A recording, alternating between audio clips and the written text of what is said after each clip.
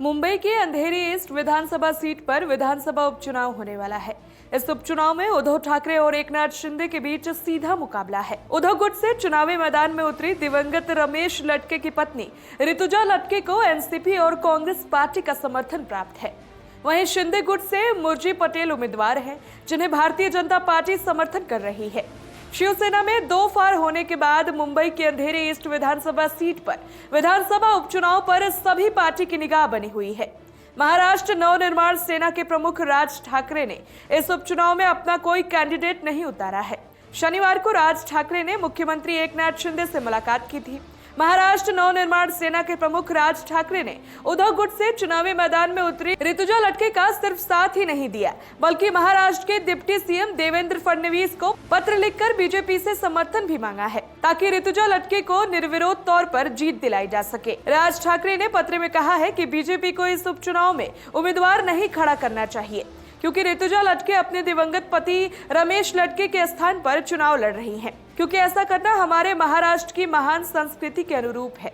मुझे उम्मीद है कि आप मेरे अनुरोध को स्वीकार करेंगे। राज ठाकरे ने कहा कि रमेश लटके एक अच्छे कार्यकर्ता हैं और उन्होंने अपने सियासी सफर की शुरुआत शाखा प्रमुख के पद से की थी।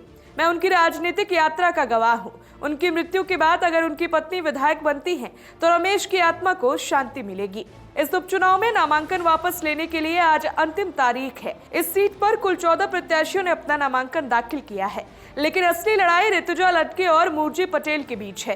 कांग्रेस एनसीपी का समर्थन मिलने के बाद उद्धव गुट का पल्ला भारी हो सकता है, क्योंकि रमेश लटके के निधन से ऋतुजा लटके के प्रति लोगों की सहानुभूति है। उद्धव गुट की ऋतुजा लटके मराठी भाषी हैं, तो एकनाथ शिंदे गुट के उम्मीदवार मुर्जी पटेल गुजराती भाषी है। ऐसे में राज ठाकरे मुर्जी के समर्थन करके मराठी विरोधी होने के आरोपों से बचना चाहते हैं। इसी के चलते राज ठाकरे ने सिर्फ उद्धव ठाकरे को समर्थन ही नहीं दिया, बल्कि भारतीय जनता पार्टी से समर्थन की गुहार भी लगाई है। ऐसे में शिंदे गुट के प्रत्याशी मुर्जी पटेल की उम्मीदवारी पर संकट के बादल मंडराने लगे हैं। आपको बता दें कि मुर्जी पटेल 2019 के विधानसभा चुनाव में निर्दलीय उम्मीदवार के रूप में चुनाव लड़ चुके हैं। तब उन्हें 45,000 के करीब वोट मिले थे, लेकिन उस समय बीजेपी ने उन्हें सीक्रेट तरीके से मदद की थी, जिसके बाद रमेश लटके चुनाव जीतने में सफल रहे थे। ऐसे में अब शिंदे खेमे ने उन्हें उपचुनाव में उतारकर उद्धव के कोर वोट में सेंधमारी करते हुए उनकी भरपाई कांग्रेस और एनसीपी के वोट से कर सकते हैं। इस तरह से मुर्जी पटेल के लिए सियासी राह काफी मुश्किलें भरी हो सकती है, जिसे राज ठाकरे भी बखूबी समझ रहे हैं। इस सीट पर वोटों का सारा समीकरण ऋतुजा लटके के फेवर में दिखाई दे रहा है। रमेश लटके इस क्षेत्र से 3 बार पार्षद और 2 बार विधायक रह चुके हैं। इस पूरे इलाके में उनकी काफी मजबूत पकड़ मानी जा रही है।